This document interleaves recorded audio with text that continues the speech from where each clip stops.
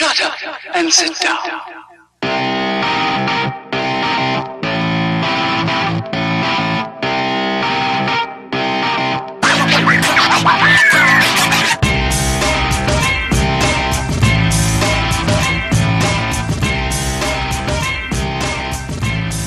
Howdy and salutations. Welcome to Broken Table Commentary, a three-man creative discussion all about the greatest of fake sports, professional wrestling. Every week we each bring a different topic to the table. The topics can be ridiculous or serious, opinion or factual, creative or not, whatever we feel like. And as always, the topics for this week are in the description. On commentary, we have our Mark, the debonair diabetic dad, Linton. We each bring a different topic to the table. I just got it. That's good. I like it. Our historian, the giggling Scotsman, Michael. Hello, I'm Michael, and after listening to their 20-year valiant efforts to pronounce Glasgow, I'm thankful WWE have never had to pronounce Milguy, Straven, or Crooked Bracer. Oh my gosh. And our critic, me, Jessel. You can follow us on SoundCloud, YouTube, Facebook as Broken Table Commentary, directly at BrokenTableCommentary.com, Twitter at BrokenTableCom, C-O-M. We're working on getting on iTunes as well. We're setting up RSS feeds and all that junk. Hooray. Woo! New episodes are broadcast every Thursday, 7 p.m. Eastern Standard Time. This is episode number 24, Gueridon. It's a French rolling cart. Oval shaped. Okay. I don't know if It's a kind of table. I don't know if I get why that's the table you picked. Maybe I will by the end of the episode. Well, I picked it because it's specifically a foreign table.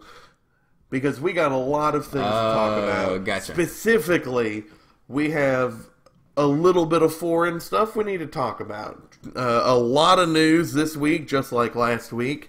But first off, I want to make sure we open up with the Sexy Star Rosemary incident at Triple Mania. You two know what happened there? Yes, Vaguely aware. Yeah. I know what people are saying happened. Yes, I haven't seen it, but I know what people are saying. For fans, just so you guys know, there was a tag match involving Rosemary, Sexy Star, and a few two other ladies. I don't have their names written down. Somewhere in there, somebody either worked stiff or started shooting on somebody else or whatever. Don't really know how it came about, but in the end, Sexy Star locked on a legit armbar on Rosemary, dislocating her shoulder and possibly ripping her tricep. Just completely straight up, full on injuring her in the ring. And Sexy Star is facing a lot of huge backlash from the entire wrestling community from it. And I'm not talking like the fans or anything. I'm actually talking like wrestlers. Cody Rhodes has made it official that she will never be in a locker room with him. Joey Ryan, Brian Cage, Sammy Callahan, so many big names, locker room leaders have called out this act as essentially this is what Daniel Puder tried to do to Kurt Angle, except she succeeded and she legitimately injured Rosemary at the largest pay-per-view that AAA puts on internationally. And on top of all that, she went and apologized with Vampiro in the back and then told reporters that it was a work. So, who knows? There's a lot of things up in the air, but the wrestling community is almost 100% behind and screwing over Sexy Star. Well, not screwing her over. She legitimately injured somebody in a fake sport on purpose. So it's a little difficult to say, but it is an unfortunate situation. No matter what reason anything went down, and yeah. Yeah, in a lot of these kind of situations, I tend to be on the everything's not so black and white, don't believe all the dirt sheets and everything you read online. But in this specific one, what you're seeing is all the wrestlers, all the professionals who know this so much better than me saying, Sexy Star crossed the line and she did something that, like he was saying, like Cody Rhodes is saying, I don't want her in a locker room that I am part of ever again. So in a situation like this, I say you go to their judgment. I mean, these are the people who know, if anybody knows what they're talking about and what they're looking at and knows when you cross the line, it would be these guys. It would be ridiculous to think that all these people that aren't even connected to the same companies, are all secretly joining together to try and screw over a Sexy Star. That would be a stretch of the imagination. And so I think she obviously did something that she shouldn't have done. Obviously should be exiled. And it's a shame because I'm a big Sexy Star fan. Yeah, I want to make it clear to any of you fans, remember that wrestling is a group of athletic actors portraying characters. So, like, if you're a Lucha Underground fan, you can still watch and enjoy the character Sexy Star. There's nothing wrong with that. But just like all the other people in the community who are calling her out for doing a legitimate injury to somebody in the ring, we also should stand up for that and just be like, hey, that's garbage. Don't do that. Yeah, but you can still enjoy her work. Yeah, it's less of it messes up enjoying her old work. It pretty much guarantees that you're not going to get to see new work is the thing that bothers me in situations like that. Almost exclusively. I think, what company is it? WrestleCade? I think it's WrestleCade. They legitimately got rid of every Sexy Star appearance they had scheduled and replaced it with Rosemary. They hired Rosemary for every single replacement. I think it was WrestleCade. And even if it is an accident, I don't know. It's tough. If she's going around saying that it's a work, I mean, it's not a work. We know now that she is absolutely injured. I mean, it's a known thing that it's been confirmed. So it's unfortunate. Not a lot to talk about from SmackDown, but we got some things to talk about on Raw. Oh, yeah. Alexa Bliss, Raw Women's Champion again. That's how many times for her? Is that 3 times? Yes. It's mainly a Michael question. That's his forte. How many times has Alexa Bliss been Women's Champion now? This is only her second, surely, because her first one went on for ages. I'll go check. This will be the third, because she won SmackDown, then the Raws, and then she won the Raw again. Oh, I wasn't... yeah. Second Raw, third overall. Yeah. Yes. I thought you meant third Raw. Yeah, no, I'm with you. But, no, I really...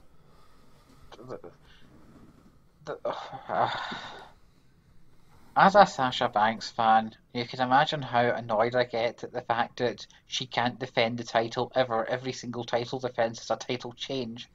And it's to the point where, they've almost completely damaged her now because, when she wins the belt, everyone will go, oh, she's going to lose it on Raw. Or if she wins it on Raw, she'll lose it in the pay-per-view. They're pushing the Nia Jax storyline now, which Jessel called. So I was a bit wrong there. But I wasn't happy. I actually kind of like it. Now, to be fair, I don't think she's damaged yet. If it happens one more time, I think it's over. But this is the second person to do this to her, which means that it's not just Charlotte, but it's Sasha Banks. Something about Sasha Banks is on any given day, she is good enough to win that title. But in the same way, she just doesn't have that, championship spark or that ruthlessness or whatever you need. To me, it smells like a story. It smells like they're finding a way through the championships to tell a story with her character. That might not be the case. Probably won't be, in fact. But I could see it. So I'm not completely unhappy.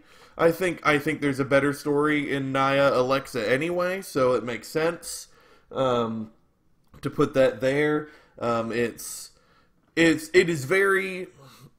I'm along for the ride. I'm not completely done with her yet. Yeah, it doesn't bother me at all because I think WWE has made it into a thing. Alexa Bliss has mentioned it. The commentaries mentioned it. If it was a thing that we just know because we've been reading online and we saw the statistics, it would bother me. But they've gone out of their way to make us aware of the fact that Sasha Banks can't retain her title, so it doesn't bother me.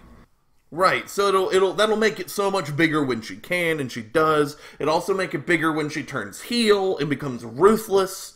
Looking at the stories ahead, there's lots of at this point, now that SummerSlam's over, things are starting to be cemented for what WrestleMania is at this point. And one of the major rumors is 4 horsewomen versus 4 horsewomen, and WWE tends to have celebrities be babyface, which would mean that the MMA 4 horsewomen would be babyface, meaning that Bayley, Becky, and Sasha would all have to turn heel. And Charlotte, she is currently face, but she's a Flair. Flair's flip back and forth easily without breaking character. So this could all be leading up to that potentially. Maybe not. I don't know. I'm along for the ride. I'm interested. Yeah, I don't agree with that last part.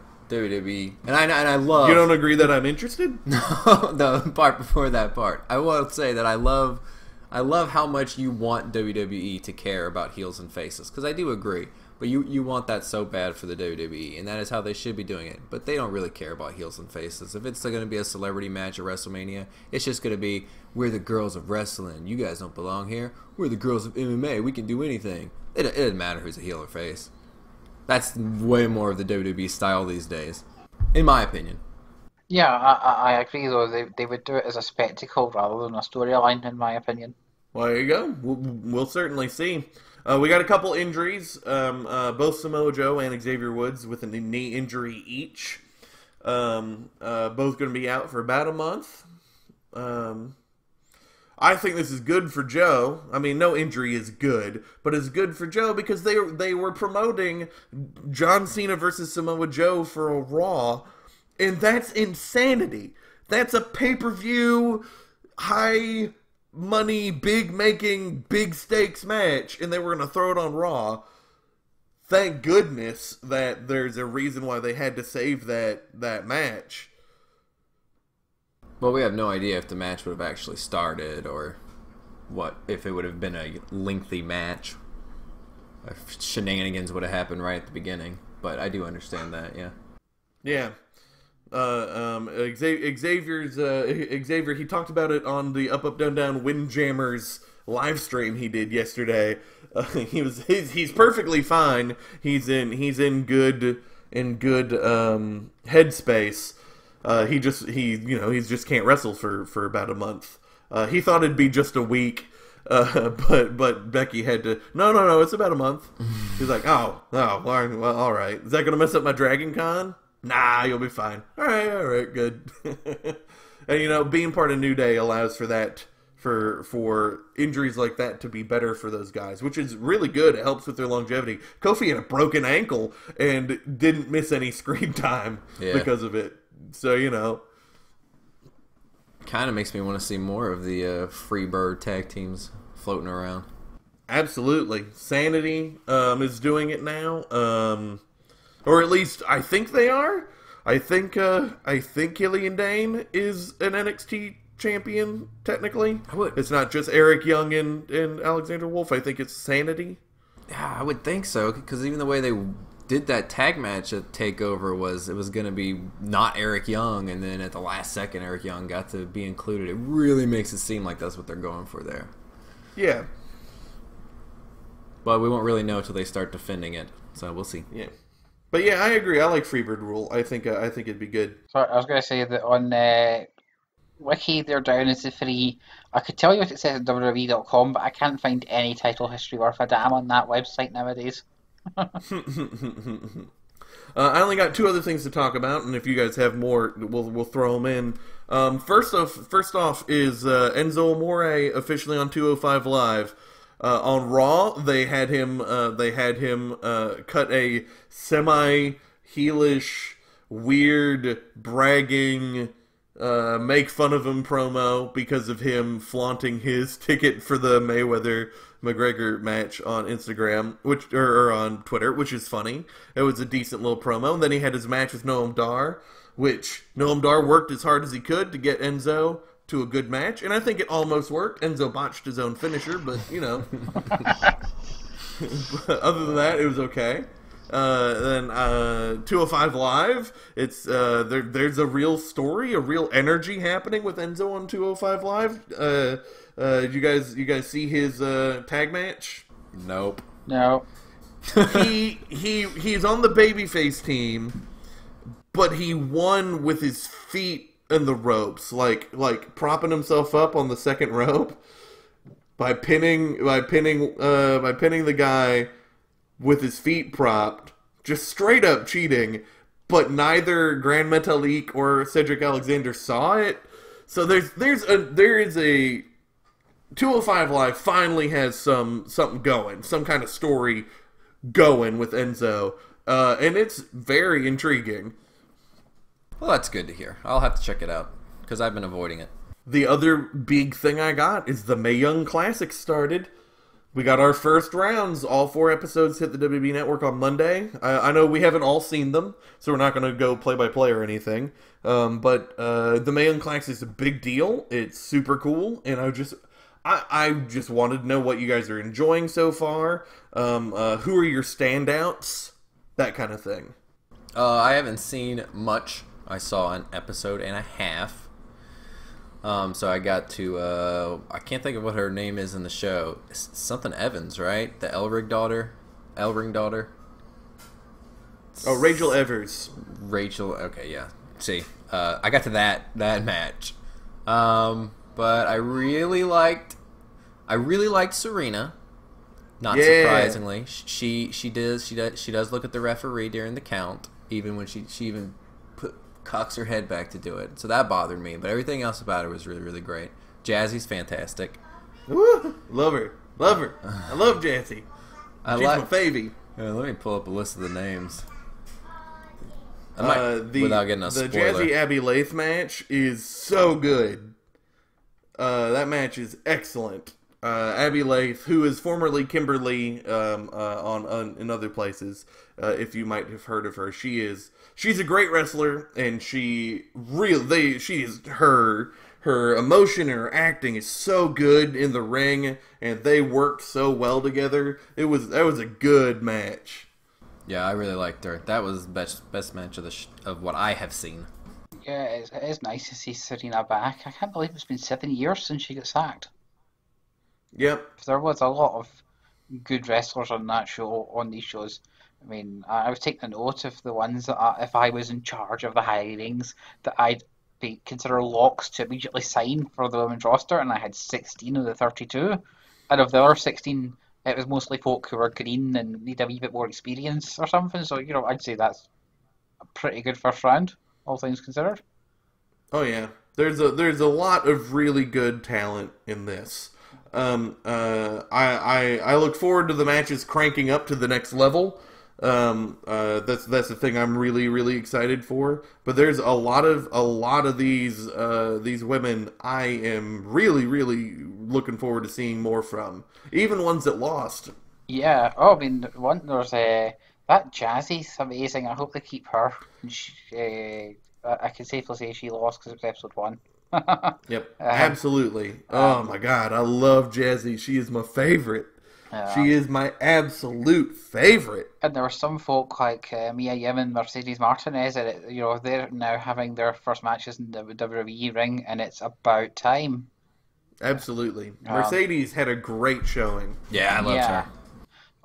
Although, if you want to know how much of a mark I am for the monster gimmick in wrestling, when they were bringing out Shayna Baszler in episode 1, they were linking to her MMA stuff. I was like, oh great, another MMA person they're pushing because of that link. And then 2 minutes later, I was like, oh my God, she's a monster. She's amazing. Same thing happened to me. Great. Shayna's great. I was not for her during the pre-match videos, and then when it started, I was like, oh, never mind. She's great. Yeah, same. Yeah. Great finish too. Yep. Absolutely. But man, it's a really good tournament, and people should watch it if they haven't. And I'm shocked that the only two other news things I had to note were either of the two things that Jessel mentioned. Well, good. I thought they'd be There's a lot of news this week, I so what know. do you got? Well, I can quickly give you this one, which it just came out in the last like 2 hours. Is that this year's PWI Top 500's out? It Um, is. for those of you who don't know what it is, it's been going since 1991, and it's a storylined list of the top 500 most important people in wrestling. It's usually topped by somebody from the WWF, but this year it has been topped by Okada from Japan, who is the first Japanese wrestler to ever top the list. In fact, only 3 times in history has this list been topped by men outside the WWE. Sting in 1992, and Dean Malenko, who very controversially beat Misawa to the top spot in 97. So, Oh, cool. Wow. so there are only 3 non-WWE WWF people to have ever topped this list, which is I get it, though. I get Dean Malenko in 97. That makes sense. so that is a big sort of kayfabe accolade, shall we say? Yeah, and that's important to note. I did not know this until a week ago, a little bit less, when Michael cleared it up for me. The PWI is kayfabe. I never knew. I really never did. I thought it worked like Meltzer. I thought it was, or like us, like it's more editorialized. It's more actual critical thought process. It is not. It is completely kayfabe, which is really, really cool and really interesting. I didn't know that either, and that definitely explains a lot of things I've seen on it. That's fun. It's based on the Bill Apter mags. Bill Apter actually founded, I believe, PWI. He did a lot of pro wrestling journalism way back to the 60s, but he covered Bruno Sammartino's title loss at Madison Square Gardens for the newspapers. But he always covered it as if it was a legit sporting contest, to keep the kayfabe, and it's just a thing that they've kept, that they treat it as a legit. So it's quite cool, really. I agree. Just because we're post kayfabe doesn't mean we can't have fun. I agree. I think the death of kayfabe is bad. I definitely like kayfabe sticking around. I like the fiction of wrestling. I think that's what makes it so good, so interesting. It's kind of why I'm not digging this Roman Reigns Cena shooting from the hip. That was the other one, yeah. Yeah. Oh, the rise and fall of the Roman Empire. Cena Merkdown. God. Although the whole references to hip hop went over my head, and I had to get Jessel and Lanny to explain it to me. Yeah, on Raw, Cena and Reigns had a contract signing for a match at No Mercy. It's a big match. And they both. It was a scripted, worked shoot with both guys talking about the company pushing you and you're a part-timer and so on and so forth. It was an electric segment. It really was. Yeah, I mean, people were comparing it to Vince Russo in WCW 2000, but I disagreed because when he was doing it back then, he'd say stuff like, "Oh, so and so didn't follow the script, and this was all fake, but this was real." Whereas in this segment, even though there's stuff I'd rather they hadn't said, you could, with a stretch, fit it into storyline roughly. Mm-hmm. Yeah. Even like Cena claiming that people wanted him to turn heel, he was specifically saying the fans, so you could see someone as savvy as Cena knowing what fans call villains in wrestling, or people who break the rules, etc. Yeah, he made a joke about I'm going to turn heel, and then he did his little foot, and and he turned his little heel. Yeah. He's done that before. Yeah. I mean, the bigger issue from it wasn't so much what was said, but seemingly the fact that Roman Reigns looked really exposed out there. He was stumbling over his lines. He looked vacant in how to respond at times. Yeah. That was the YouTube version of it, which is what I first watched, cut out all of Roman's flubs. So they looked pretty equal to me, and then I was told about it, so I had to go and find it and watch it for legit. And yeah, Cena was able to improvise when Reigns forgot a line or something along those lines, and it really that just started Roman tumbling down the hill. I think he picked it back up. I think he got back to the strong point, and they ended up almost on equal ground, but definitely. It's, man. What did you think about it all, Lenny? You love both of these men, which is interesting. I have so many feelings. I'm not going to give all of them because we've already spent a lot of time talking about news. I'm not a fan of scripted shoot storylines, for starters. I don't like the fact that probably 95% of the entire promo wasn't about wrestling. It was about backstage stuff and, Roman hasn't cut a good promo in 5 years and, they've been trying to push you backstage. Like, I don't get what the point of pretending like wrestling is scripted is when you're building up to a wrestling match. I've never gotten that. I've never found that fun. That doesn't make any sense to me. 100% with you. Completely with you. And that's what the whole thing was. The whole thing was that. The one thing that wasn't that was Roman Reigns saying, I retired The Undertaker at WrestleMania. And that was great. That's what they should have talked about, that kind of stuff more. John Cena should have talked more about, here are the people I've beaten at WrestleMania, instead of, I have a main event at WrestleMania in 5 years. That's not an accomplishment. That should make you look bad. You saying that about yourself to prove that you don't bury people, that's not a good thing. You should be like, hey, Roman Reigns should have used that as an insult. Hey, you haven't main evented a WrestleMania in 5 years. This is a wrestling business. That's what you're trying to do. So I don't like any of that. Roman Reigns definitely didn't do well. He had a hard time, but Roman Reigns, up until this Monday, has been done what he's told, in the sense of you go out there, you follow your script against another guy, and then when the script is done, you just go in the back and you're finished. He has not had to ever go out there and do the kind of promo thing that he had to do with John Cena. This was his first time doing it. Something like that. To where Cena is gonna, if you need more than 3 seconds to think of your line, Cena's gonna start making fun of you in front of everybody. So Roman he hasn't had experience with that, because the WWE doesn't run like that anymore. They don't prepare you for things like that. So it's not surprising that he got embarrassed by the person who can cut the best promos currently in the WWE and can ad-lib the best currently in the WWE. So that's all a shame. I don't like the fact that, and Cena's been doing this for a couple of years, anytime someone points out the fact that he's a part-timer or buries people and stuff like that, instead of really having arguments to it, Cena just says, you're just saying what everybody else says. I think that's a weak argument, which is lazy on the script. It's just, I didn't like it. I want it to be about wrestling, because what's going to happen is they're going to have a wrestling match. Once this feud is all over, Cena's going to be like, if Roman Reigns goes over, Cena's going to be like, you prove that you're the better man. Well, no, because all this stuff you've said in this scripted shoot promo all still stands. None of that goes away. You've set it up now where no matter what happens in the wrestling, nothing changes because of this shoot promo scripted nonsense. So there's just, it makes me less excited for the match, because none of it that you can do in the wrestling match can take away from what currently is the point of the match. And the point of the match is that they said really mean, personal, non-wrestling match things to each other. So don't have a wrestling match. That's honestly how I feel about it. Yeah, it's a little stronger than, normally I'm the strong opinion boy, which is fun.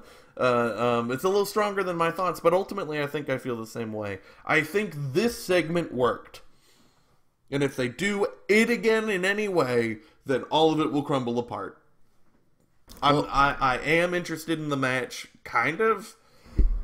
Well, it's the same thing they did with Rock Cena. Remember, this is the exact same thing they did. Absolutely, it was. That's what I was about to say that too. Yeah, absolutely, it was the same thing.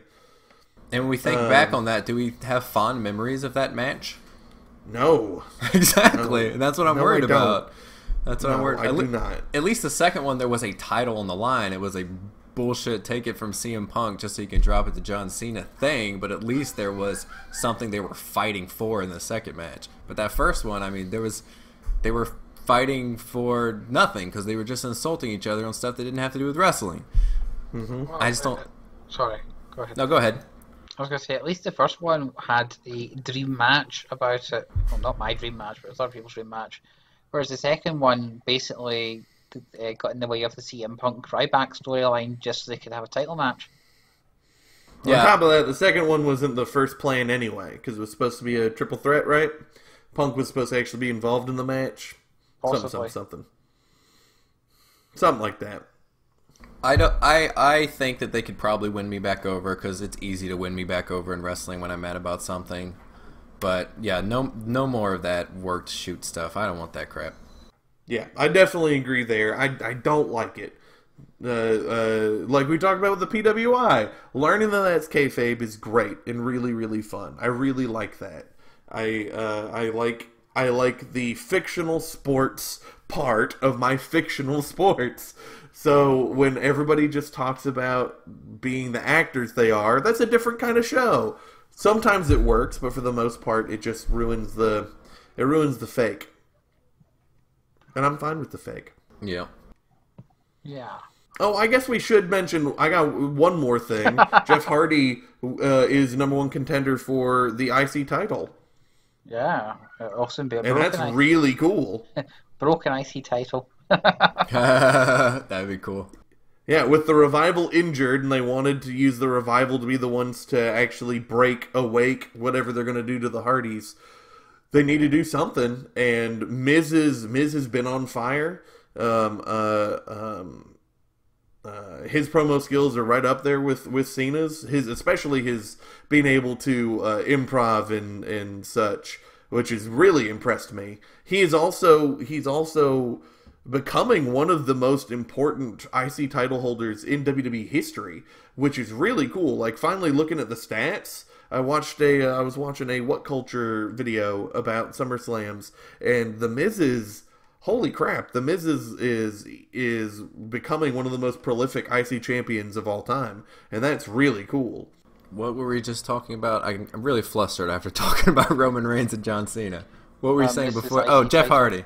Yeah, Jeff Hardy. Yeah. I am a little bit nervous about this because, as far as I know from my little bit of research, all the times we've seen Jeff Hardy go down his dangerous paths of drugs and whatnot, it's been when he has been doing singles things and he's had a whole lot of pressure on him specifically, and he's had the spotlight on him specifically, and that's been in the last less than a decade that he's really had a lot of trouble when he's been a singles wrestler doing stuff. So I am worried. Not to say that he's going to do it, but he can be such a good singles wrestler, and I feel like he still seems a little bit uncomfortable doing it. We've seen him, I think, only do one singles match against either Cesaro or Sheamus since he's come in. Yeah, one or two. It's not been many. And he still seems like he's a little off and stuff. So I'm nervous for him, but I hope he does really well. I would like to see him win the belt and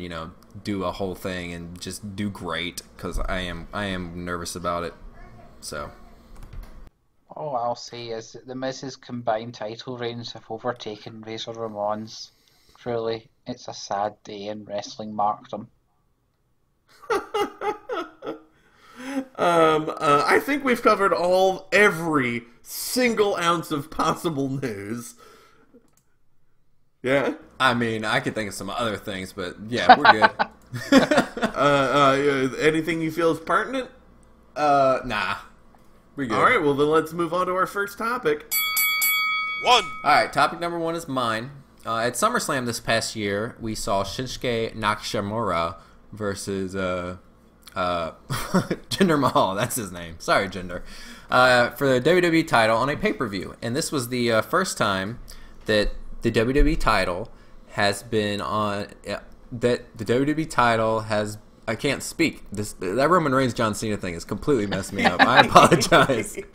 The WWE title match has been on a pay-per-view between two non-white Caucasian wrestlers. It's never happened before. The only non-whites have wrestled for the WWE title on a pay-per-view, which is very interesting to think about considering all of wrestling's history. So mine is just, it's not a you have to have this many mentioned and whatnot, but what are some times that the WWE could have and should have done a non-white WWE title match on a pay-per-view?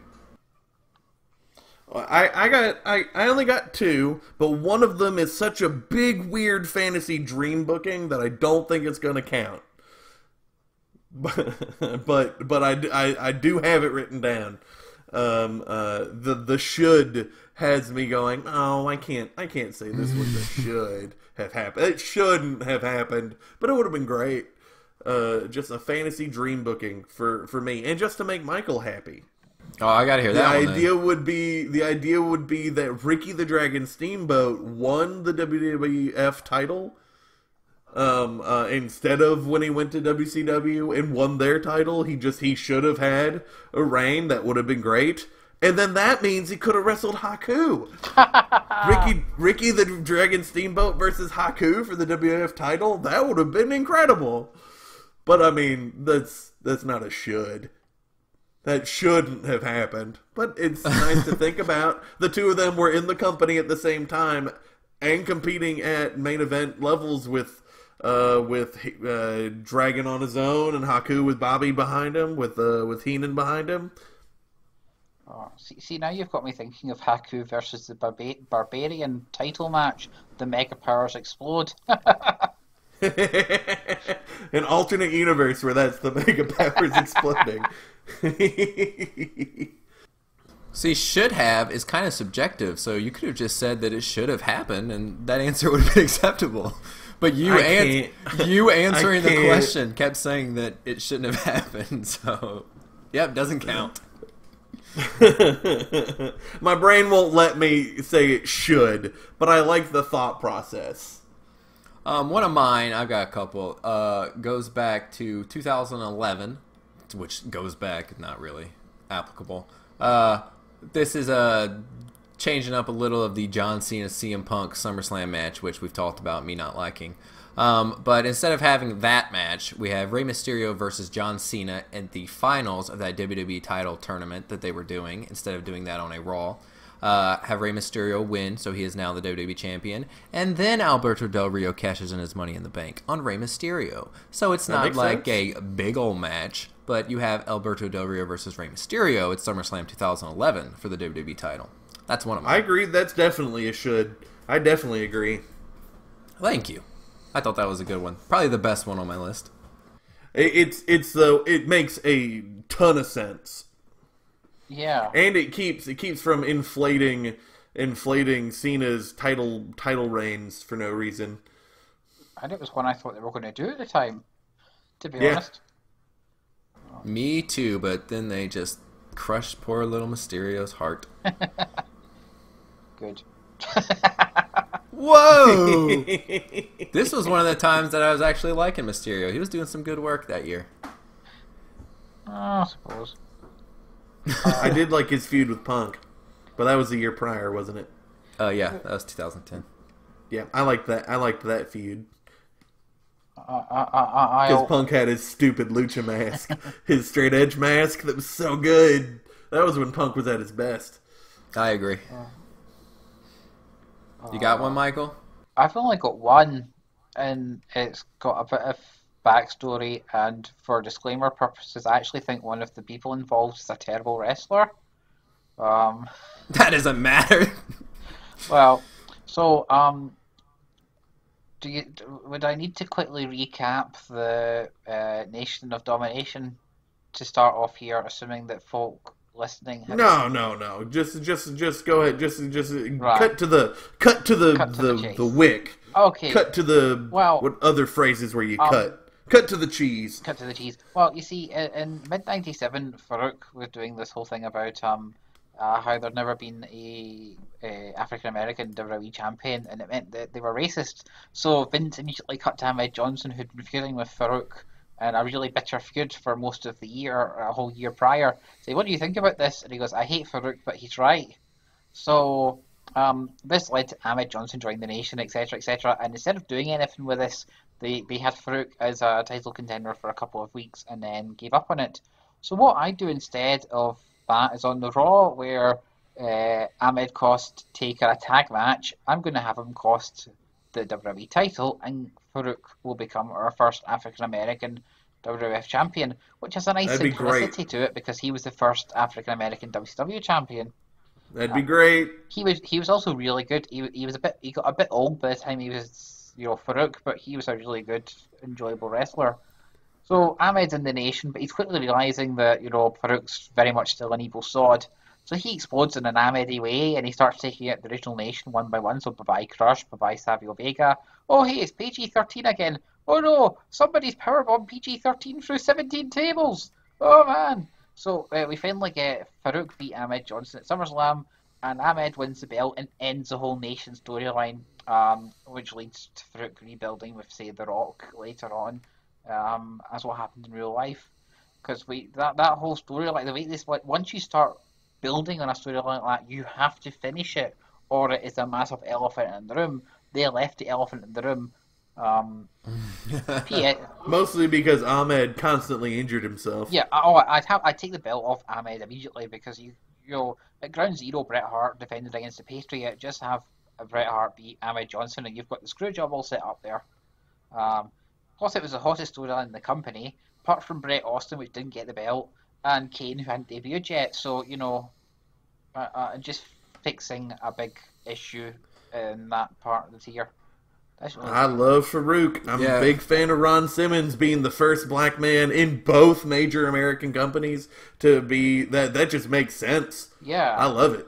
Yeah, when I was doing my answers, I spent probably 30 minutes trying to figure out a way to get Farouk the belt as well, but I don't know this time of wrestling as well as you guys do, so I couldn't do it. I was like, I would love to give Farouk the belt and do it. He is the best spine buster in wrestling. Yeah, he was a boss. Well, that stiff arm spine buster, I love it. Forget the AA Arn Anderson spine buster. Give me that stiff arm. But the great thing about it is all you have to do is give him the belt on that Raw, change Bret Taker at SummerSlam to #1 contender match, make Taker Vader non-title at Calgary Stampede, and the whole thing basically fits into place. Nicely done. Yeah, it's a really good one. Other than putting the belt on Ahmed, nicely done. Well, you had. I liked Ahmed.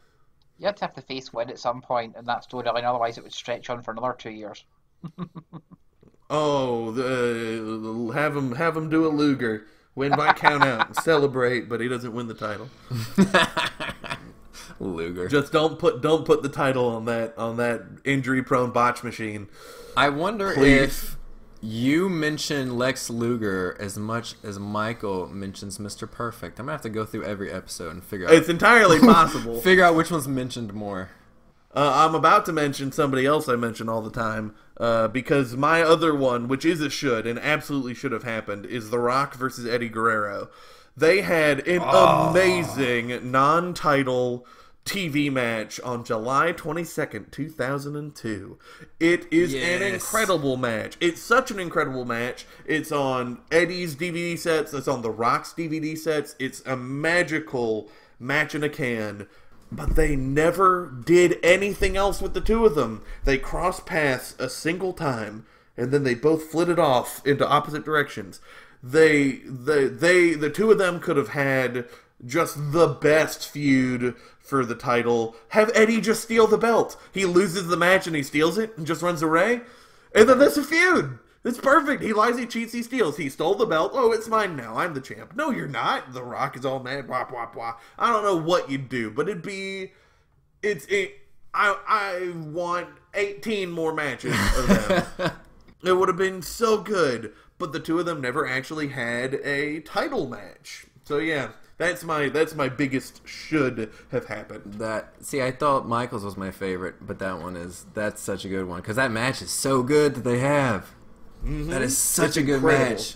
Oh, July that is a great idea. 22nd, 2002. If you have the WWE Network, go find that Raw if it's on there and check that match out. It's awesome. It is for no reason The Rock decided to have a pay-per-view quality match with Eddie for the main event of Raw. It's like how every now and again John Cena's like, "Oh yeah, let's have a really good match for once." It's that kind of thing. It was great. It's amazing. With the way The Rock is, I would think he was probably thinking, you know, I may not ever get the chance again to wrestle Eddie Guerrero on TV. I'm going to go out there and just have a blast with him. Absolutely. So I bet you that was awesome. the mindset. If people watch that match, they should firsthand watch the 15-minute in-ring promo between the two at the start of the show. Yeah. Because there is a point where Eddie is so far into character that The Rock nearly corpses on live TV. Yeah. The Rock doesn't break often, but Eddie almost got him. Mick Foley's gotten The Rock, and Eddie almost got him. And I think that might be it. It's the only two I can think of off the top of my head. All right, I have two more, but I only do one since I want to hear both. much. Well, you just did a Rock one, so I was just going to skip my Rock one. Oh, okay. Well, okay. All right. It's your life. You can do what you want. Well, okay, I'll do it. It's a quick one. I want to, and I've talked about this before of when we did the who would have a title reign if there was always two major belts. And I said I think Rikishi would have had one during the time where Rikishi had helped The Rock get rid of Stone Cold Steve Austin. Well, now that we have another opportunity, I would have had a Rikishi turn. We would have found out Rikishi helped The Rock a little bit earlier, so Rikishi could have been like, "Okay, I helped you. Now, what are you going to give me?" And then they would have had a title match at Unforgiven 2000 between The Rock and Rikishi. Really good choice. I was trying to find a good spot for that one. Yeah, that's a great one. I was trying to find a spot and I couldn't find a good spot for it because I kept thinking of it as face Rikishi, heel Rock. So I wasn't. That's a good one. Good choice. All right, my last one is potentially saving Bobby Lashley's WWE career. Because at the Great American Bash 2007, Bobby Lashley and John Cena have a WWE title match, and John Cena beats Bobby Lashley and also injures him because this is during the worst John Cena of all John Cenas, is 2000 John Cena. This includes his forever feud with Randy Orton, which we talked about recently privately about some of John Cena and Randy Orton's worst matches took place in this thing. But John Cena is just overall not caring about taking care of people, and Lashley gets injured. He's out for 6 months, and he gets fired during this time. Well, Lashley needs to win the belt here. He's got a whole bunch of momentum going for him.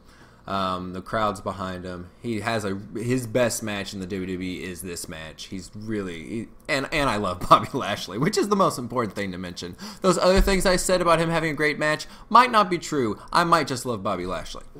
So Bobby Lashley wins the belt here. Now, when Bobby Lashley gets moved over to Raw, Booker T gets moved over with Lashley. And at this time, Booker T's doing nothing. He's just waiting for Triple H to come back so they can have the King of Kings versus King of the Ring match because he's still King Booker. But King Booker actually becomes king because he beats Bobby Lashley the year before. So now you've got Bobby Lashley with the belt and King Booker with the King of the Ring crown that he won by beating Bobby Lashley. And that feud just writes itself. I mean, that's right there. Yeah. There is all the reason in the world for Booker T to be like, okay, well, I should get a shot at that belt before anybody else. You can't beat me. So that will then lead into the SummerSlam instead of us getting John Cena versus Randy Orton and Booker T versus Triple H. So that's what I would do as my last one. Also great. That's a good one, too. Booker T absolutely should have held the WWE title. If they wanted the invasion angle to work, he should have held the title. That was one of the ones I kept looking for a way to get him on him, and I couldn't find a good one. But Bobby Lashley, that's good. That's good stuff. So that's it, unless someone thought of a different one while we were talking. No. Well, then let's go to topic 2. This one's me, and of course that means that it's a worthless one about movies. Oh dear. I asked we some episodes back, all of us pitched the Vince McMahon biopic because that script was making the rounds. Well, as soon as we did that, I wrote down that I wanted to do another wrestling biopic pitch. So that's what we're doing. This is pitch a wrestling biopic. It can be about any person in wrestling history that you want. I just want a wrestling movie about them. And then I had a bunch of other little sub questions, but I didn't expect them to answer all of them because this is a wrestling podcast, not a movie podcast. But I want to know any pertinent information, director, lead, writer, whatever you got, basic plot, and who it's about.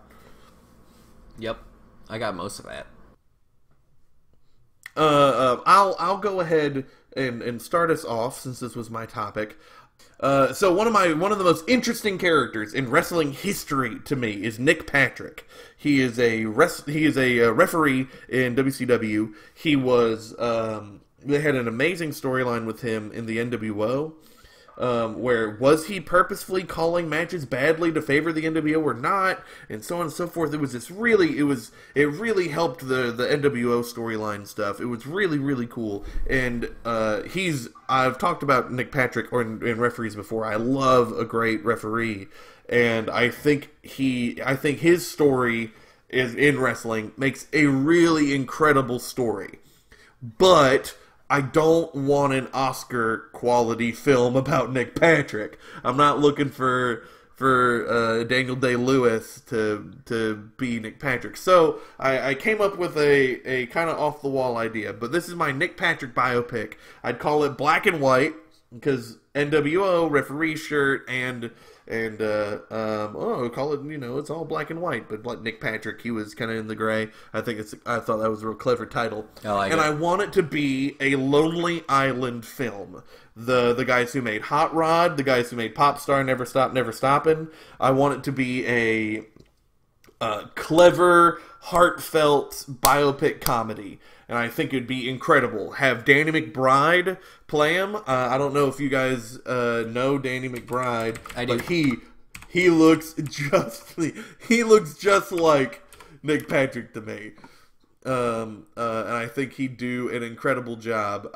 Danny McBride's having a career, not resurgence, but he's on an upswing. He's on a really good show on HBO called Vice Principals. He was in the new Alien film. Oh, cool. Yeah, he was in Alien Covenant. I think it could be really fun, because I think if we don't take it too seriously, it could be a really enjoyable film. So yeah, Black and White, the Nick Patrick story, starring Danny McBride.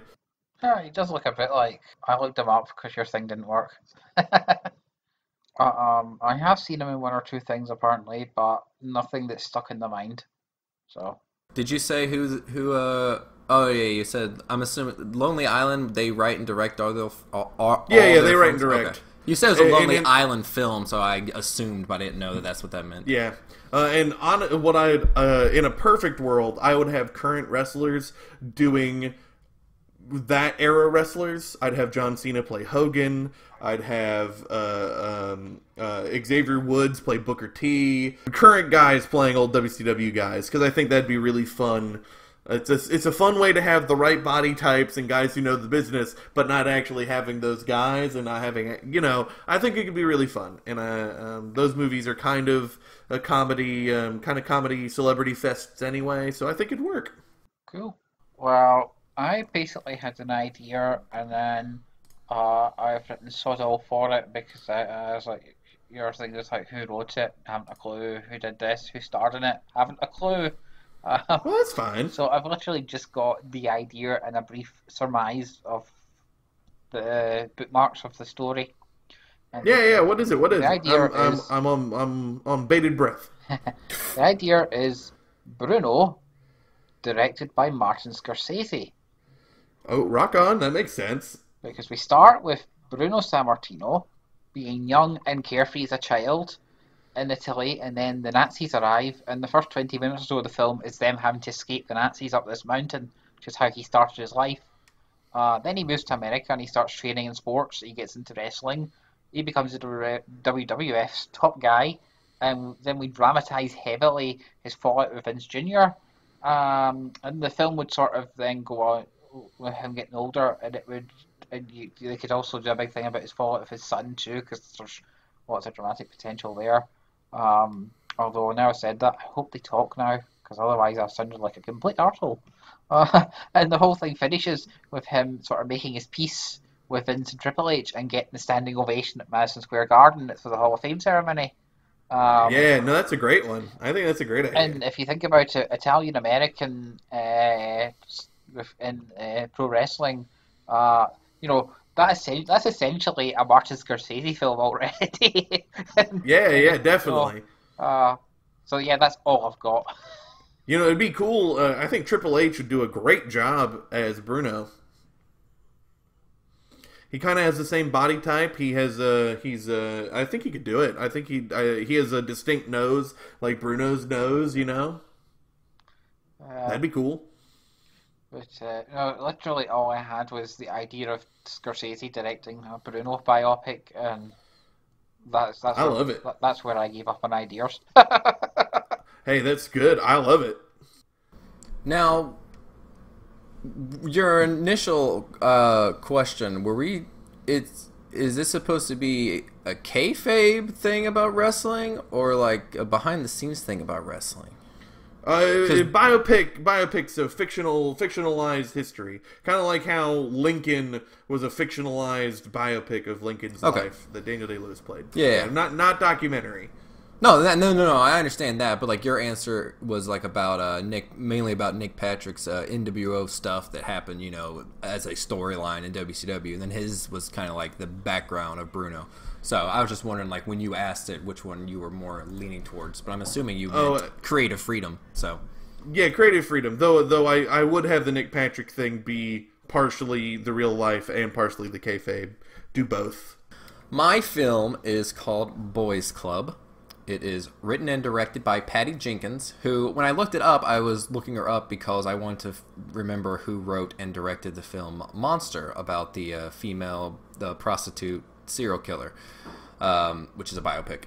And then I didn't even realize that she also directed Wonder Woman. So I was like, oh, yeah. Well, holy crap, she's awesome, because those are two fantastic movies. She hasn't done a lot of other movies, but those are two movies that are fantastic. And this is about, I'm kind of going the Jessel route and not doing a wrestler, but this is about Miss Elizabeth.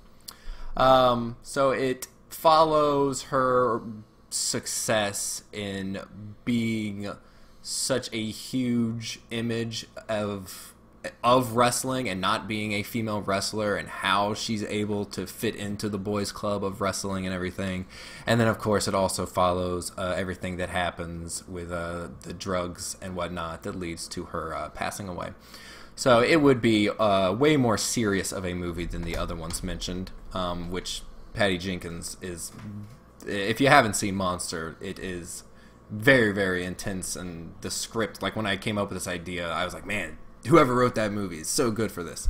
So for Miss Elizabeth, I have Nina Dobrev. She is a Bulgarian-born actress who is the lead of The Vampire Diaries. She's in the upcoming Flatliners movie. Oh, yeah. Okay, yeah, totally. In The Vampire Diaries, she plays both herself and the doppelganger version of herself, who's a vampire. So she shows that she can play these two vastly different roles. And if you're going to do Miss Elizabeth, you have to be able to do, here's Miss Elizabeth on TV, and here's Miss Elizabeth off of TV. So knowing that she can do both of those is definitely takes care of that. I had a hard time with Macho Man. Macho Man is a hard thing to think of to cast. I spent a lot of time on that one. I think if Tom Hardy grew out his hair and had a bigger beard, I think Tom Hardy could pull it off. I dig it. I think he's good enough to do that. I'd have the same guys that I used in my Vince McMahon biopic. So I'd have Travis Fimmel as Hulk Hogan. I'd have James Marsden as Vince McMahon. And I would like to have Sensational Sherry in it, because I think having that other really big female presence that was there at the time to bounce off of is good. And I would like to have Alison Brie as Sensational Sherry, who is, if you watch Glow, you'll know who that is. Then when you get to Lex Luger, that's the one I had the most problems with, because Lex Luger, like, how do you cast Lex Luger? Oh, seriously, how do you cast Lex Luger? Yeah, essentially you'd have to go for somebody who has the right face, I bet. Someone who kind of looks it, and then have them do the Chris Pratt thing he did for Guardians of the Galaxy. Then you gotta work out. Yeah, I thought you could either do that or have a body double and just be really tricky with your camera shots. So I liked, and I can't say his name for the life of me, but he plays Jaime Lannister in Game of Thrones. That's who I was about to say. Yeah. That's a great pick. Yeah, Nikolai, blah, blah, blah, Nikolaj Coster-Waldau is how a dumb American from Georgia and Alabama would pronounce it, like me. So that's who I would have play his face. If I could like take his face and put it on big bulky Channing Tatum's body, I think that would work. But I can't. But I think he would do. I think he would do a good Lex Luger. I think he could. The dramatic scenes with him and Miss Elizabeth would. I think they would work really, really well together. So that's it. I have lots of other cast members, but they're not as important to the story as those characters would be. Yeah, no, that's another great. I would love to see it. My Sherry, when you were talking about it, was Marissa Tomei. I thought she'd be awesome as Sensational Sherry. But I love Alison Brie, so can't argue with it. I think these are great. I'd love to see all these movies. Yeah, I like these a lot too. I didn't think I was gonna be as into this topic, but these are really cool. I like these movies. Yeah. Let's go ahead then, if Michael's ready, move on to a new, recurring, brand new, overarching, cool, new, I said new too many times kind of topic. Yeah. And topic number 3! Flex the muscles. Yes. Or the new thing, as you could also call it. Yes, this is one that I've wanted to do for a while, but SummerSlam got in the way. And it's called Their Top 3. Which is where we take a wrestler and we say what our best matches from a personal opinion. They don't have to necessarily be the great matches per se. If you think that DDP's best match is the one he had for Hardcore Holly on Velocity, then by all means this is a spot for you, because that's fine. It just has to be true to your own self per se. And to start off, whilst I'd like this to be interesting and beyond the box with some people we don't always get on with, hint, Bret Hart's coming up at some point. I thought we'd go with someone that we all like, nice and easy, hopefully, to start with, and that was Randy Savage. Our Broken Table Commentary, Hall of Fame, first ever main event, 100%er. Yeah. So, I take it we've all got a list here, roughly. Yeah? Yep. Okay. Yep, I got 3. Right. Well, what I wanted to do was to snake it like we've done before. So that would be Jessel, Lenny, me, Lenny, Jessel, Lenny, me. Does that make sense? Sure. That right. does make sense. Okay, so with that said, Jessel, you're on the floor. I can't not talk about the best match in wrestling, in my opinion, which is Ultimate Warrior versus Macho Man at WrestleMania, whatever, for the loser retires. It's the greatest match in wrestling history. It's Miss Elizabeth. It's got the most amazing heart. It's got some of the best storyline and character. It really lets you understand how the Ultimate Warrior works, because he's not like Hogan. The crowd doesn't pump him up. I literally think he gets energized by touching the ring ropes. So once he starts touching them and starts getting electrocuted by the power of the ring ropes, he can bring himself back. It's amazing. It's just a perfect match. Yeah, I always liked that match. And the thing that always stood out to me, actually, from the beginning is the fact that Warrior walks to the ring. I mean, he did his stupid run to the ring even for when he had a WWE title match the year before, but this is the first time he ever just walks because he wants to consume energy. Yeah, the gravity of that match is so big, and it's so good. And the follow-up with Macho Man and Sherry and him and Elizabeth's reunion, and it's perfect. It's perfect. Yeah, it's a really good match. Lenny, what you got? Well, this is gonna be pretty easy for me and Jessel, I would assume. I have that match on my list, so it's easy to just say, because we're already talking about it. I think we mentioned that if it's one that we share on our list, that we'll talk about it. But yes, I have that match on my list. That is, and I realized, because unfortunately I had a list of like 20 Macho Man matches I wanted to watch, but that's just not realistic when you have kids and stuff and wanted to watch the Mae Young Classic and all that kind of stuff. So I only got to watch 5 of them, then I had to go off of memory.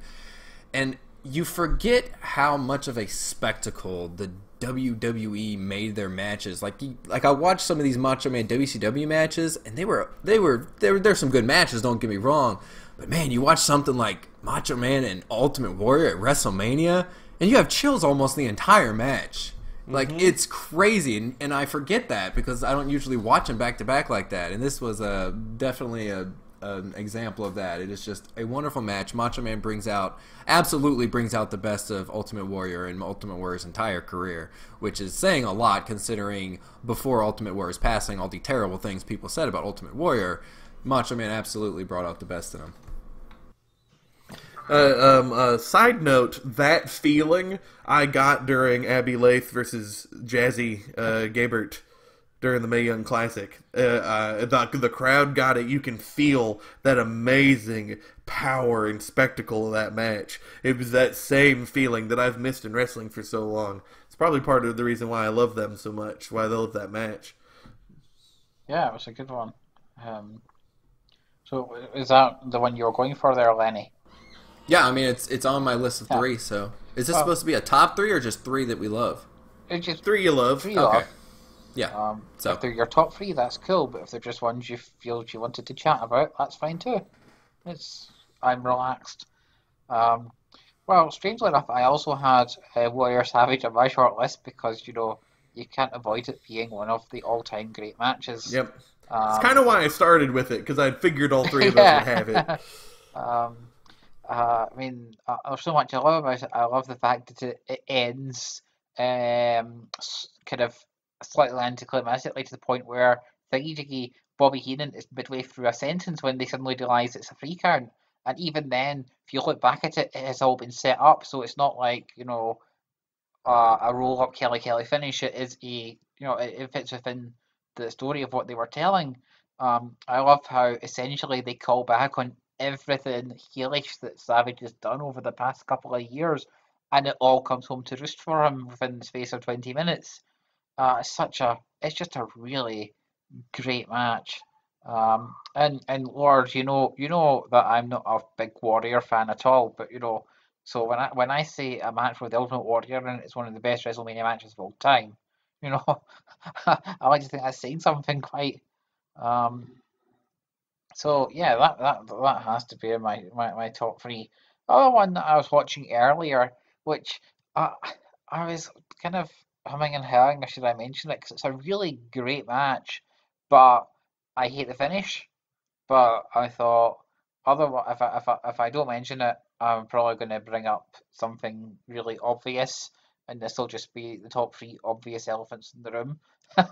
So I'm going to go slightly to left field and bring up his Last Man Standing match with DDP from Halloween Havoc 1997.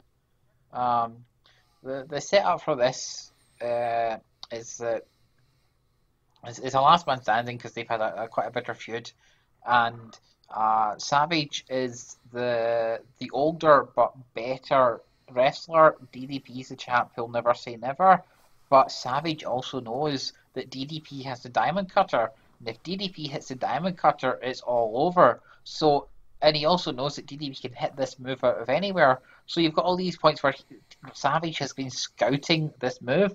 So whenever he tries to hit it, Savage just manages to avoid it, and they brawl practically all over the arena. It is a blood feud by this point. And towards the end,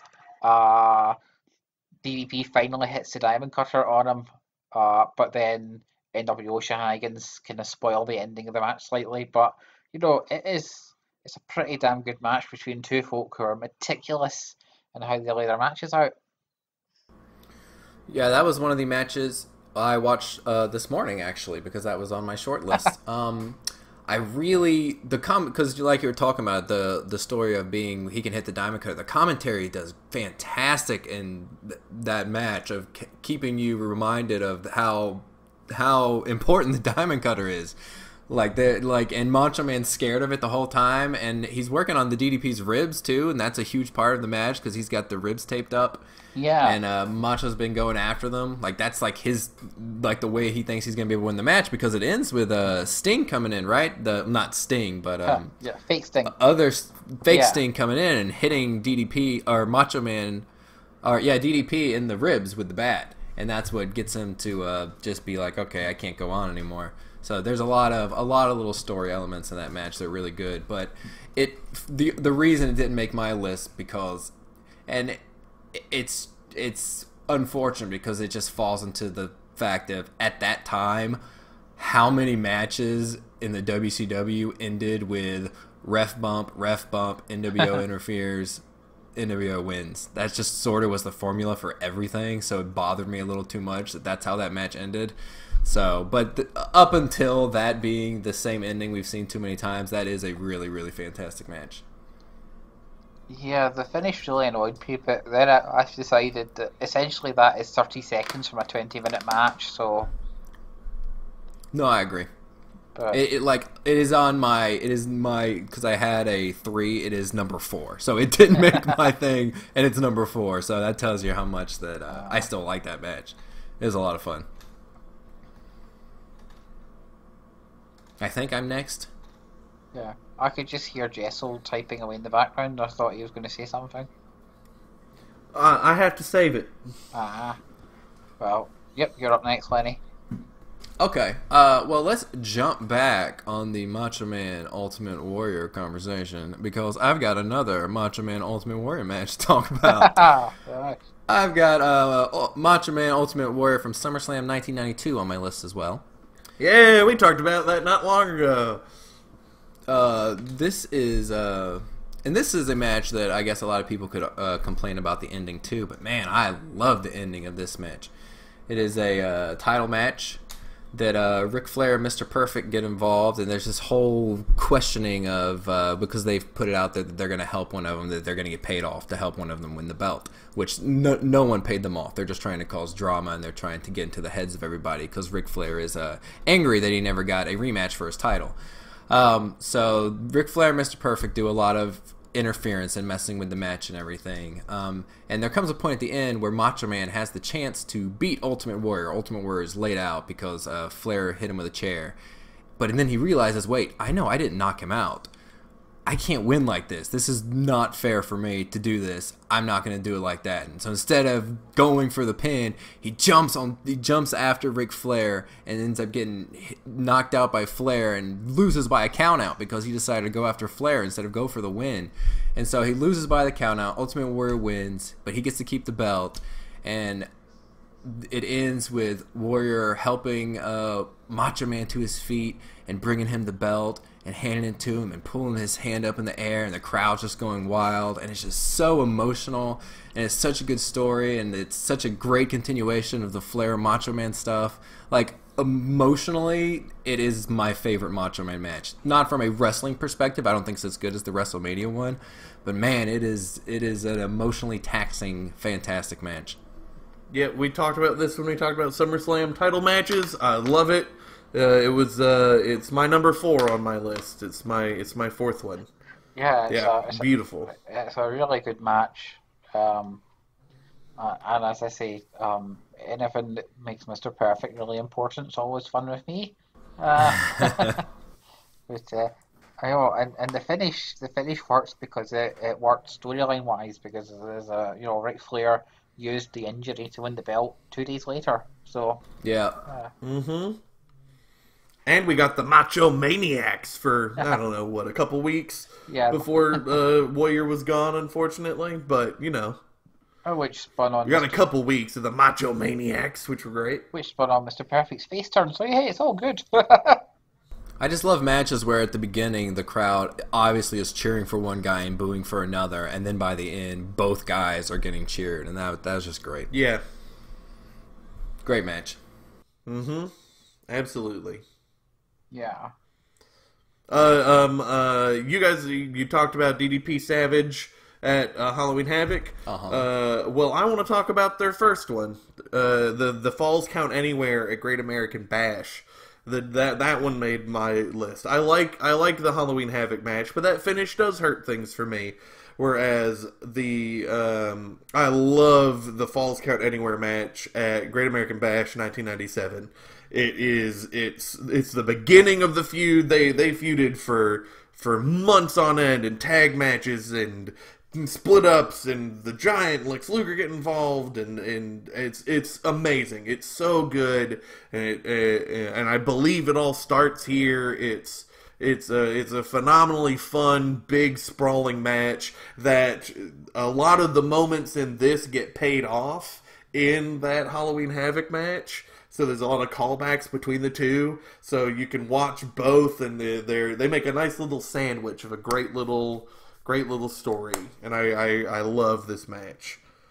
Yeah, it actually starts at Spring Stampede, a few pay-per-views earlier. That is the first one, but it is one of the three, and it is my favorite out of the three that they go through.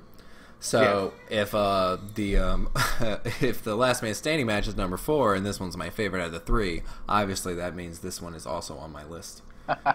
So Jessel and I have 2 repeats. The Spring Stampede one is the weakest, I would say. I think they're still filling each other out and getting learning each other. But then this one is definitely the best out of the great DDP Macho Man trio of matches. Mm-hmm. That's what I was clickety-clacking about. I didn't go back far enough to see if this was the start or not. I knew that this one and the one at Halloween Havoc, they made callbacks to each other, but I didn't realize about the no DQ. It's a good call. I like the serendipity there because I also have that match on the short list, so I decided at the last minute to go for the Last Man Standing, and you've now covered the Falls Count Anywhere. Yeah. We're snaking, right? So I do 2? Yep. Your number 1's up. All right. My last one is, funnily enough, I didn't pick this one for me, which I think is a cheat, but it's important why I didn't. One of my favorite things to do is get my friends into wrestling and find things to like, and I enjoy being the gatekeeper. I enjoy being, hey, if you're starting to like this, watch this. And then seeing what they love and all that. And then what they love, I can then go back and watch and have a new appreciation for and that kind of thing. And it's also fun to see my opinions that are generally kind of snarky and a lot of people don't agree with, then out of nowhere getting completely agreed with by people who don't have all my years of hating JR.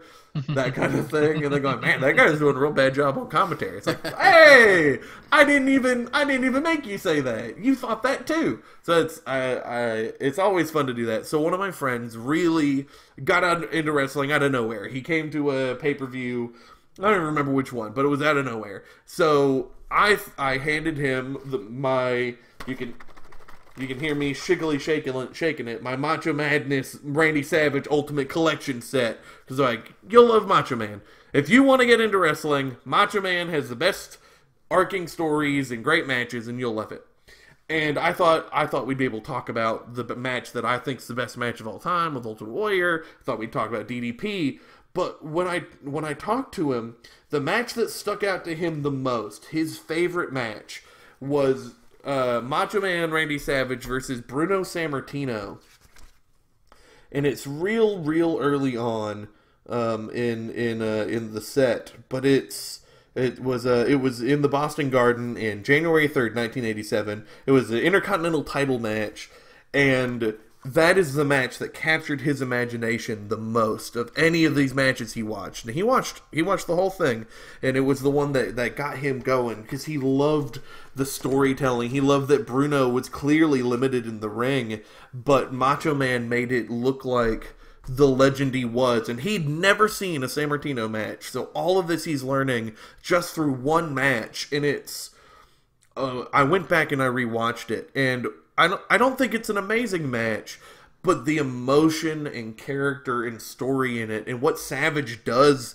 there is really good. And I think this match, Savage versus Sammartino, has kind of gone under the radar. I think a lot of people haven't seen it or haven't heard of it. And it's so cool to see a brand new fan pull out something I had completely forgotten about and disregarded, and make me reappreciate things more. Because we talk about Sammartino, but wrestling back then and back in those days really was limited. There was a reason Hogan was the top. It's not because he was good at wrestling. It was because at that time, that was the pinnacle of wrestling. And it's neat to see even further back with Sammartino. It's a really, I don't know if it's underappreciated or not. I know very little bit about it, but it was cool to see his emotions and reactions to that match. And it gave me a new appreciation for it. So that's why I bring it up. That's really cool. I have the Macho Man, the same DVD set that you have, so I know I've seen it because I've watched through them all, but I do not remember the match. Yeah. I had the same feeling, yeah. I don't have this DVD set, and you said this is an known match. For the record, I did not know that there was a Savage Bruno Sammartino match taped. I knew they did a house show run, but I didn't know there was actually one they had recordings of. So that's cool news for me. Hey, that's fun. I'll find a way to get it to you so you can see it if it's not on the network. If it's on the network, then perfect. If it's on the Savage DVD, it will be on the network surely. I don't know. Yeah. But yeah, check that out. It was so cool to see a brand new fan's favorite match. That's a thing that doesn't get to happen much. Well, that sounds a really interesting one. So, Lenny, given that we're in utter suspense here as to what your one is, do you want to talk about it, or have you? I think I've mentioned all three of mine. Yeah, I was saying, do you have anything else to say on it, or are you spent? No, I do want to mention this thing that I mentioned before to you fellas. I want to mention it for any of the listeners. On the WWE Network, there is the Wrestling Classic 1985, and it has a 16-man tournament in it, and in it, Macho Man Randy Savage is part of this, and he goes all the way from number 1 to the final. Spoiler alert, I'm not going to tell you if he wins, though. So it's not a single Macho Man match, but his performance and his acting, his progression through the whole entire thing and the way that he evolves his character through it all is absolutely fantastic. It doesn't fit into this topic that we were given, but I still wanted to mention it. So if you are looking for Macho Man stuff to watch and you want to give 3 hours to a whole Macho Man thing, I would suggest checking out the Wrestling Classic from 1985 on WWE Network, because it is some fantastic Macho Man work. Yeah. Oh, it's a completely forgotten pay-per-view, but apart from Adrian Adonis, who's been really underrated on it too, Randy Savage is probably the MVP, unless you're counting Terry Funk versus Moondog Spot, of course. I know, I've never seen it, and I'm going to be watching it soon because of you talking about it. I'm excited to see it. Well, that just leaves me to come up with a really obvious Randy Savage great match, which is when he wins the WWE title off of Ric Flair at WrestleMania 8. This was the climax of essentially the Randy Savage story from the beginning. He had lost the career match a year previously, so he had but he reunited with Elizabeth, and the whole thing was him kind of looking into himself and realizing what was good about him and what he'd overstepped the mark on. So when he finally came back via the Jake the Snake feud, he wound up named number 1 contender for WrestleMania. And they have a really great match where Mr. Perfect, who is managing /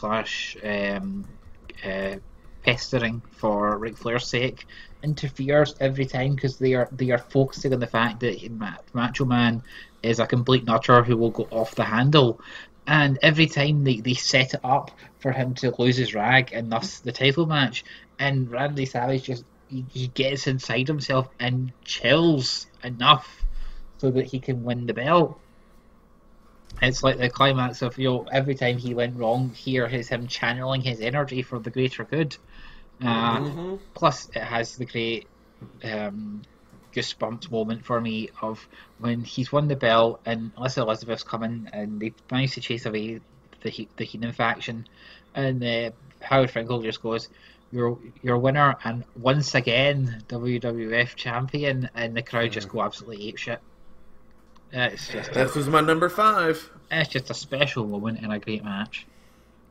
Yep. Phenomenal stuff. But yeah, I think we've all covered some of the great moments in Randy Savage's career, apart from Randy Savage versus Jobber 1986. It's a 20-second match in which Randy Savage, the IC champion, comes out and body slams the Jobber before hitting the elbow drop for the win. What makes it great is that when he goes up top rope to do the elbow drop, he has his hat on, his glasses, his cape, his IC title, and he doesn't take off any of this for the entire match. Oh, macho. There will be doing more of their own top 3s as the third topics, because that's just fun continuity. I think that's hilarious. This is a cool segment. You guys have anything else you want to say before we get duck out of here?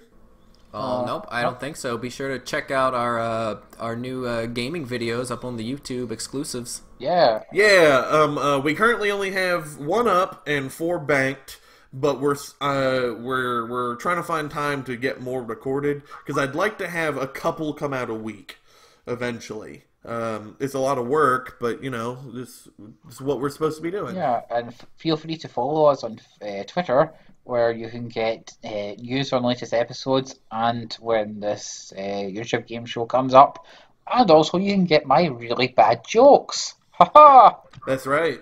Michael's in charge of Twitter. Haha. Lenny's in charge of the website, and I do the minimum. You edit. That's nonsense. Let's get out of here. Goodbye, everybody. Bye. Goodbye, friends.